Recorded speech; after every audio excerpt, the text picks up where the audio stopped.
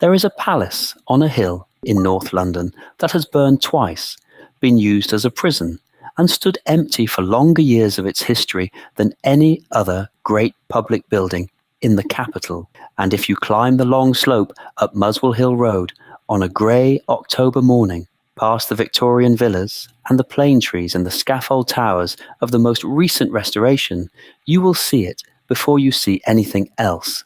Not the city, not the Canary Wharf skyline, not even the transmitter mast, only the great central dome, the 8 bays of the south front, and the 7.5-acre roof of what Londoners, with the affection reserved for something almost lost, have always called Ali Pali. Alexandra Palace covers 4.5 acres of built floor. It sits in 196 acres of public park on one of the highest hills in North London, 310 feet above the Thames. It was opened in 1873 as a rival to the Crystal Palace on the South Bank. It contains the largest Victorian theatre still standing in England, the oldest surviving BBC television studios in the world, an ice rink, a concert hall capable of holding 7,000 people, and until 2018 a great organ built by Henry Willis of the kind that has almost entirely disappeared from English public life. And it has, in its 150 years of operation, never once turned a profit. They wander the East Court. They photograph the rose window of the Great Hall. They pause in the boxing hall where the Victorian Theatre still has its original stage. They buy beer at the gastropub in the southwest corner. And almost none of them ask the question that the whole hulking building seems to insist upon. Why has this place survived? Not a royal residence, not a private estate, not an aristocratic seat anyone's family built to outlast them. Alexandra Palace was built as a people's palace, by subscription from shareholders' capital, on the site of a bankrupt reservoir project, by a company that went bankrupt during construction. It has burned twice, once 16 days after opening, once on a summer night in 1980. It has been a concert hall, a racetrack viewing stand, an internment camp for 3,000 German and Austrian civilians during the First World War, the broadcasting home of the first regular high-definition television service in the world, a radio factory during the Second World War, a furniture warehouse in the 1960s, and a derelict shell through most of the 1980s. It has been loved by the people who used it. It has not been loved by the people who owned it. It is one of the most publicly beloved and privately cursed buildings in Britain. Alexandra Palace is one of the most photographed buildings in North London. It has hosted Queen Victoria, 3 Princes of Wales, Winston Churchill, and the first televised image of a human face ever transmitted to a home receiver in Britain. It is also one of the most quietly punished buildings in the country, because behind the great rose window and the Italianate brick and the panoramic terrace lies a history of disaster, of fires that came within a fortnight of ribbon cuttings, of bankruptcies that followed every royal opening, of a palace built to elevate the working classes and used, in the end, to imprison civilians whose only crime was being born on the wrong continent when the wrong war broke out. Alexandra Palace is the Victorian democratic dream built in brick, set on fire, rebuilt, and set on fire again. It is the building the city cannot afford to keep, cannot bring itself to demolish, and cannot ever quite forget. If you find these deep investigations into Britain's great houses and the hidden lives within them worth your time, please subscribe to this channel. Leave a comment telling me which estate or landmark we should explore next, and help these stories reach the audience they deserve. It begins with a reservoir that was never a reservoir. In 1858, the New River Company, which had supplied drinking water to North London since the reign of James I, purchased 250 acres of parkland on Muswell Hill with the intention of constructing a vast new covered reservoir to serve the expanding suburbs between Hornsey and Highgate. The site was ideal. The elevation was 310 feet above the river, so the water would flow by gravity. The land was cheap, undeveloped, and 10 minutes by new suburban railway from central London. The plans were drawn up. The contractors were hired. Construction began in 1859. It lasted 4 months. The engineers discovered, to the embarrassment of a company whose entire business was water, that the clay subsoil of Muswell Hill was unsuitable for a reservoir of the scale proposed. The bedrock was fractured. The water table was unstable. A reservoir built on the site would have leaked into half the gardens of the surrounding parishes within a decade. The company abandoned the project, sold the land at a loss, and the 250 acres passed, in the spring of 1860, into the hands of a consortium of London property speculators led by a man called Owen Jones. Jones was not a developer. He was the architect of the 1851 Great Exhibition. He had designed the interior of Joseph Paxton's Crystal Palace. He was a passionate believer in what the mid-Victorians called rational recreation, the idea that the working classes of industrial Britain could be improved and civilized by access to public spaces of culture, music, education, and unwalled park. He had spent the decade since the Crystal Palace's removal from Hyde Park to Sydenham in 1854, watching the new Crystal Palace Company in South London turn a profit of £150,000 a year by charging working families a shilling each to walk through a greenhouse full of restored Pompeii. He believed North London deserved the same. He called it the People's Palace. Jones and his backers incorporated the Muswell Hill Estate Company in 1860 and sold shares publicly at £1 each. By 1863, they had raised £250,000. They hired the architect Alfred Meeson, who had designed industrial exhibition halls in Leeds, and in 1865 began laying the foundations of a single, enormous Italianate brick and glass structure on the summit of the hill. It would be slightly larger than the second Crystal Palace. It would contain a concert hall for 10,000 people, a theatre, a Victorian railway terminus on the north side to bring visitors directly from King's Cross, a central octagonal dome 174 feet across, and 20 acres of landscaped grounds with a racecourse, ornamental lakes, and a grand cascade. It would be named, after much lobbying, for the popular new Princess of Wales, who had married Bertie in 1863, and whose name the company hoped would confer royal grace on what was at root a commercial exhibition hall. Alexandra Palace opened on the 24th of May, 1873. The opening ceremony was attended by 100,000 people. The Prince of Wales himself had been expected, but sent his regrets. The Lord Mayor of London opened the doors. The Willis Grand organ, installed at vast expense in the north transept, played the national anthem. The central dome was illuminated by 5,000 gas jets. There was a firework display. There was dancing in the grounds until midnight. The Illustrated London News called it the finest public building erected in England in a generation. 16 days later, the building burned down. At about 1 o'clock in the afternoon of the 9th of June 1873, a workman on the roof of the central dome, relighting a gas jet that had gone out in the wind, dropped a lighted taper into a pile of wood shavings left by the recent builders. The shavings caught fire. The wind fanned the flames. Within 20 minutes, the fire had reached the timber framework of the dome. Within an hour, the dome itself had collapsed into the central rotunda. Within 3 hours, the entire main structure of the palace, 95% of the floor area, was burning simultaneously. The London Fire Brigade reached the site. They could do nothing. The nearest water main was half a mile away. The reservoir that should have supplied the hill did not exist, because that was the project the site had been abandoned for in 1859. 3 employees of the Alexandra Palace Company were killed. 2 were burned to death. 1 died falling from scaffolding during the confused evacuation. The entire Willis organ was destroyed. The central rotunda, the glass dome, the theatre, the north transept, the Great Hall were all reduced to heat-damaged brickwork and molten iron. The total loss was estimated at £185,000. The palace had been open for 16 days. The Muswell Hill Estate Company went into immediate liquidation. Alexandra Palace might have ended there. Most Victorian exhibition buildings that burned down in their first year, and there were several, did not rebuild. The investment was gone. The insurance, in the loose arrangements of the period, was inadequate. The directors of the original company dispersed, but what Alexandra Palace had, and what no other Victorian exhibition building had, was a board of trustees, established in 1872 as part of a private Act of Parliament, which was not constrained by the bankruptcy of the company that had built the hall. The trustees reorganised. They sold the remaining grounds to a new company, the North London Alexandra Palace Company, at a nominal price. They rehired a different architect, John Johnson, who had worked under Meeson on the original. And in June 1873, the same month the first palace had burned, they began rebuilding from the foundations. It took 2 years. The new palace opened on the 1st of May, 1875. It was slightly smaller than the first. It used more iron and less timber in the roof. It had a theatre of 3,000 seats rather than the original 4,500, and it had a new Willis organ, even larger than the first, with a 70-foot pipe front and 4 manuals. The reopening was attended by the Prince of Wales.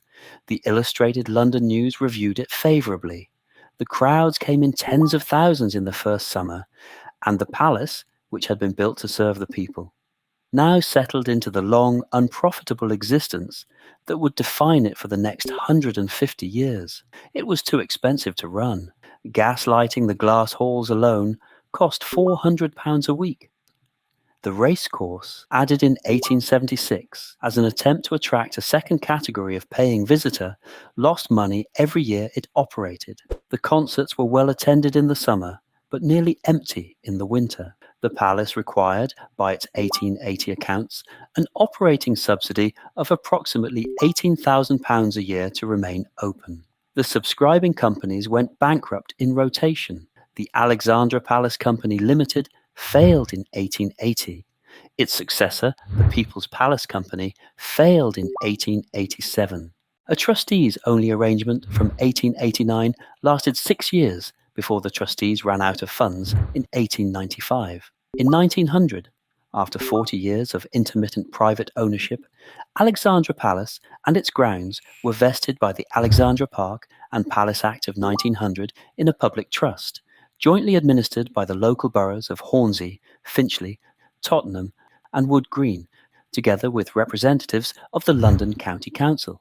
The palace was saved. The palace was also, in practical terms, now being run by a committee of municipal aldermen who had neither the commercial imagination nor the budget to make it pay. Then the war came. In May 1915, 9 months after the outbreak of the First World War, the War Office requisitioned Alexandra Palace for a use that the people who had built it had never imagined. It became a prison. From May 1915 to May 1919, Alexandra Palace was designated an internment camp for enemy aliens. Its 8 acres of roofed space were subdivided by plywood partitions into sleeping bays, latrines, mess halls, workshops, and a central exercise yard in the former theatre pit. 3,000 civilians of German, Austrian, and Hungarian nationality, men who had been living and working in Britain when war was declared in August 1914, most of them long-settled residents of London, were brought to Muswell Hill in guarded railway convoys and housed, in some cases with their wives and children, in the repurposed halls of the People's Palace. The internees were not prisoners of war. They were not enemy combatants. They were bakers and barbers and musicians and shopkeepers who had made their homes in Whitechapel, Hackney, Soho, and Holborn, some of them for decades, who had married English women, who had English children. The War Office had chosen them for internment solely on the basis of their birthplace. Most had committed no offence. Approximately 2/3 of them would eventually be deported to Germany at the end of the war, many to countries they had not visited in 30 years. Life at the Alexandra Palace camp was, by the standards of the time, not harsh. The internees were allowed visitors on Sunday afternoons. They organised concerts and language classes. The former chef of the Savoy, a Viennese called Heinrich Kneff, cooked for the camp's administrative officers in exchange for privileges. A camp newspaper, the Lagerbote, was printed on a small press, but the psychological cost was enormous. Men who had served in the British Army as interpreters in the Boer War were interned beside civilians who had never held a British passport. Suicide attempts were recorded every month of the camp's 4-year operation. 2 internees hanged themselves in the former Willis organ loft during the winter of 1917, according to the War Office return of camp deaths. Their names were Georg Schindler and Johann Weber. Neither man had a next of kin in Britain or in Germany. Both were buried at public expense in an unmarked grave at St. Pancras Cemetery. When the camp closed in May 1919, the internees were deported or released. The palace was returned to the trustees. The plywood partitions were removed. The organ was eventually repaired. The interwar years were quiet.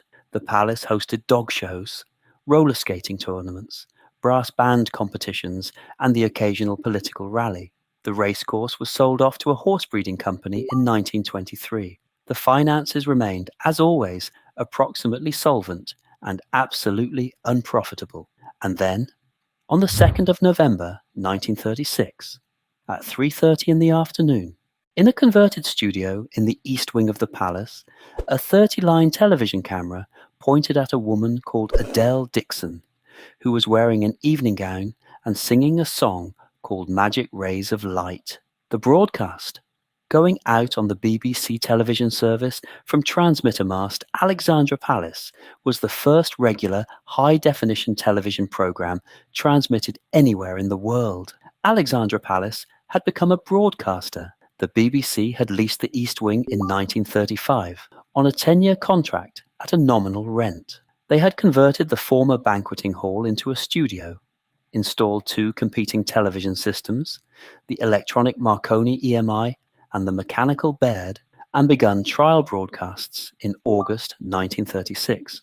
The full, regular service started on the 2nd of November. The service was interrupted by the outbreak of war in September 1939 and resumed in June 1946. Between 1936 and 1954, every BBC television broadcast in Britain originated from Alexandra Palace. The coronation of Elizabeth II was broadcast from Alexandra Palace in 1953, when the BBC moved its main television operation to the new television centre in White City in 1969. The palace retained a small studio for BBC News, which was broadcast from Muswell Hill until 1981. The Victorian People's Palace had become the birthplace of British television. But the palace that had survived a fire in its first fortnight was not finished being punished. On the evening of the 10th of July 1980, at approximately 10:30, a fire broke out backstage in the Great Hall, apparently caused by electrical work in the old organ loft. The fire brigade arrived within 18 minutes. By midnight, the Great Hall, the Willis organ, the theatre, the ice rink, and the roof of the banqueting hall had all been destroyed. The BBC studios on the east side were saved. The Palm Court and the Palace Theatre, the older 1875 Victorian theatre at the West End, were miraculously untouched because the fire brigade had concentrated on stopping the westward spread. The damage was estimated at £50 million.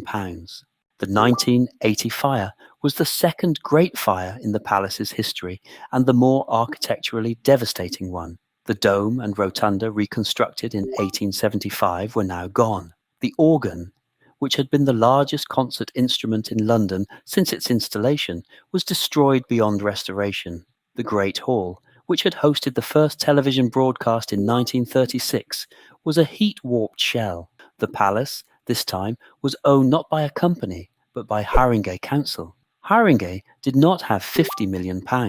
Haringey did not have £5 million. The council debated for nearly 3 years whether to demolish the ruins and clear the site. In 1982, an alliance of local campaigners, heritage groups, and BBC veterans led a public petition that forced the council to commit, provisionally, to restoration. Rebuilding took 6 years. The restored Great Hall, with a new concrete roof disguised as cast iron, and a dramatically reduced organ built by the firm of Mander, opened on the 17th of March 1988, reopened by Queen Elizabeth II. Her Majesty's speech did not quite say that the palace had been saved. It said, with the careful phrasing of a queen who had attended the 1953 coronation broadcasts from the building, that it had been preserved. The distinction mattered.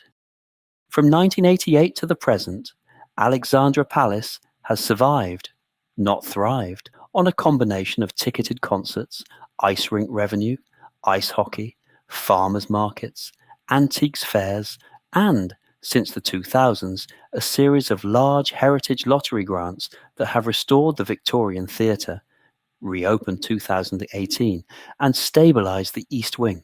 It has hosted Darts World Championships, Masters snooker tournaments, rock concerts by Radiohead and Arctic Monkeys, the BBC Proms, and occasionally a Christmas ice skating season that is the closest thing North London has to a traditional Victorian winter amusement. It is still unprofitable. The Trust's annual accounts for 2023 reported a subsidy of £2.1 million from Haringey Council, a figure the council's own finance officer has described in minutes as the only loss-making investment the borough has agreed in perpetuity to continue to make. But the palace that the Victorians built for their people was not, and is not, kept standing by the people whose signatures are on its deeds. Their presence at Alexandra Palace is documented, recorded in ink on paper in the Trust's employment ledgers and the minutes of the Park and Palace Board, held since 1900 at the Bruce Castle Museum in Tottenham. Their stories are not. There was a head attendant called William Charles Pepper, who began work at the palace in 1879 at the age of 21, and was still there as chief porter when he retired in 1937 at the age of 79. He had worked at the palace for 58 years under 7 different private companies and 2 trust administrations. He had seen both fires.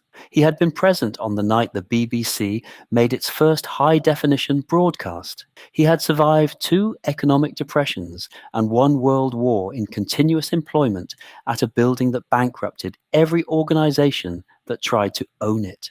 His retirement was noted in the Hornsey Journal in a paragraph of 4 lines. He died in 1942, aged 84. At a boarding house in Muswell Hill that is now a betting shop. There was a caretaker called Kate Godfrey, who was paid 26 shillings a week in 1910 to clean the floors of the Italian garden and the Palm Court, and whose name appears in the palace's quarterly wage book 133 times between 1908 and 1923. She had 5 children. She lived in a terraced cottage in Campsbourne on the south side of the park. Her husband had been gassed at Ypres in 1917 and was an invalid for the rest of his life. Kate Godfrey worked at the palace until the age of 67. She is buried in an unmarked grave at Finchley Cemetery. There was an internee called Karl Hartmann, a Munich-born baker who had owned a shop in Bethnal Green for 22 years, who was arrested on the 5th of May 1915 on the day before his 53rd birthday, and who was held at Alexandra Palace for the next 3.5 years. His English wife Mabel and his 3 London-born children were not permitted to live with him. He was deported to Germany in August 1919. He never returned. His daughter, Elizabeth Hartmann, who became a nurse at the Middlesex Hospital, kept the deportation notice in an envelope in a desk drawer until her death in 1971. The envelope is now in the collection of the Wiener Holocaust Library. They appear in the records as footnotes, a name beside a sum, a quarterly wage, an internment register. They vanish into the silence that swallows everyone in a great public building who is not, in the end, the reason the building was built. We do not know their faces. We do not know how most of them died. We know only that they were there, that the palace they served or were imprisoned in is still standing, and that their names survived. Some of them, because the Hornsey Journal and the War Office and the Alexandra Palace wage book were kept, and nobody threw them away. The Victorians built Alexandra Palace for the people.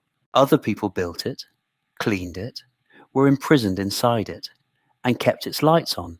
The palace absorbed both. Stand on the south terrace of Alexandra Palace on a November afternoon. Stand on the south terrace on a November afternoon with the great rose window behind you and the city spread out at your feet, and you see what Victorians saw: the Thames 18 miles away, the dome of St. Paul's, the 4 chimneys of Battersea, the glass spine of the Shard. But look closer, and the picture complicates. The Italianate brick of the south front was relaid in 1989, using bricks recovered from other demolished Victorian public buildings. The Great Hall roof is concrete, painted to resemble cast iron. The Willis organ is not the Willis organ, which burned. It is a Manda instrument of 1988 with 1/3 the stops, the East Wing, B, B, C studios, where the world's first regular high-definition television was broadcast in 1936, are now private event spaces.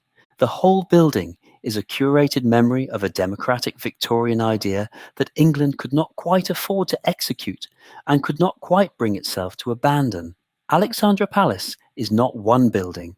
It is the record in brick and ruin and rebuilding of the Victorian bargain that never balanced. Owen Jones wanted a people's palace. The palace burned in a fortnight. The trustees wanted to rebuild it. The rebuilding bankrupted every company that tried. The War Office wanted an internment camp. The palace provided one for 4 years and housed 3,000 men whose lives it destroyed. The BBC wanted a transmitter. The palace broadcast the first television image in the world. The 1980 fire destroyed everything the BBC had done. The local borough wanted the palace demolished. The people of Muswell Hill and Wood Green and Tottenham marched for its preservation. The palace was preserved. The palace gave them all what they asked, in the careful, expensive, loss-making manner of a public building that had been designed to civilize the working classes and had ended up being sustained by them. The palace always gives.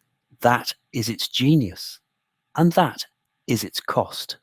Because what Ali Pali has also always preserved in its employment books and its interment registers and its minutes of the Park and Palace Board is the names of the William Peppers and the Kate Godfreys and the Carl Hartmans, without whom no exhibition, no concert, no television broadcast, and no firefighting effort could have happened. The shareholders went bankrupt.